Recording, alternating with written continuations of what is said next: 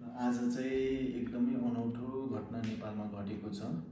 यो भिडियोमा तपाईँले देख्न सक्नुहुन्छ एकजना मान्छे हैन अचानक बोलिरहेको छ, स्पिच दिइरहेछ र स्पिच दिँदाखेरि चाहिँ अचानक उहाँ ढल्नुभयो हैन। अनि त्यसपछि हस्याङ फस्याङ गर्दै हस्पिटल उहाँले लानुभयो र इमर्जेन्सी वार्ड नपुग्दै हस्पिटलको डाक्टरले उहाँलाई चाहिँ मृत्यु डिक्लेयर गर्नुभयो। अनि अब यो किन र कसरी भयो आज हामी यसकै बारेमा छलफल गर्नेछौँ। सो मसँग जोडिरहनु होला। डाक्टरको अनुसार चाहिँ उहाँको डेथ चाहिँ हार्ट एट्याकले भएको रहेछ।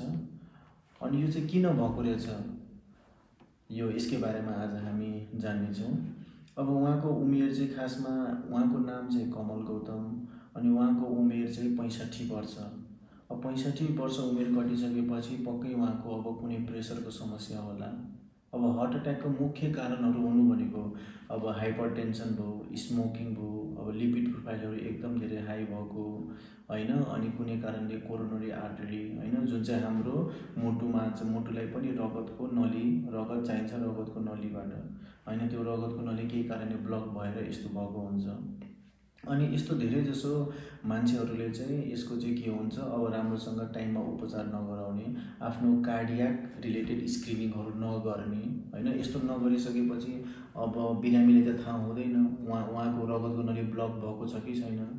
यो धेरै जसो हार्ट एट्याक म्याक्सिमम हुनुको कारण भनेको चाहिँ यो कोरोनरी आर्टरी भन्छ, जुन चाहिँ मुटुलाई पनि रगत चाहिन्छ, जुन चाहिँ एउटा रगतको नली हो, त्यो चाहिँ केही कारणले ब्लक हुन्छ। धेरै जसो लिपिड प्रोफाइलको कारणले ब्लक हुने, कोलेस्ट्रोलहरू धेरै भएर हो। त्यसकै अब उहाँले राम्रोसँग चेक जाँच नगरेको होला अथवा अथवा उहाँले राम्रोसँग अब चेक जाँच नगरेर अनि अब उहाँले त थाहा भएन नि त उहाँले मुटु सम्बन्धी समस्या छ कि छैन भनेर उहाँलाई आफै थाहा भएन।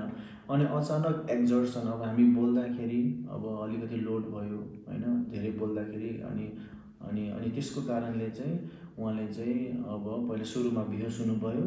अनि बेहोस भएपछि फेरि भिडभाडमा तपाईँले अब सिपिआर दिने पनि कोही भएन हैन। अनि सिपिआर नदिएपछि मान्छेहरूलाई के भयो अब डर लाग्यो हैन, आत्तिनु भयो मान्छेहरू पनि त्यहाँको वरिपरि। अनि उहाँले हस्पिटल लानुभयो। हस्पिटल लाँदा बिच बाटोमै उहाँको निधन भयो। अनि हामीलाई त थाहा छ नि अब हार्ट एट्याक भइसकेपछि अब सिपिआर दिएन भने समयमा त यो त मिनेटमै मृत्यु भइहाल्छ नि। अनि त्यसरी डाक्टरले उहाँलाई के भन्छ डेथ डिक्लेयर गर्नुभयो ड्यू टु हार्ट एट्याक। त्यही भएर तपाईँहरू पनि अब 45 वर्ष कटिसकेपछि पनि हैन आफ्नो कार्डियाकको स्क्रिनिङहरू गराउनु, मुटु रोगको डाक्टरले राम्रोसँग देखाउनु हैन। अनि यस्तो घटनाबाट तपाईँहरू पनि बच्नु। हस्त, धन्यवाद।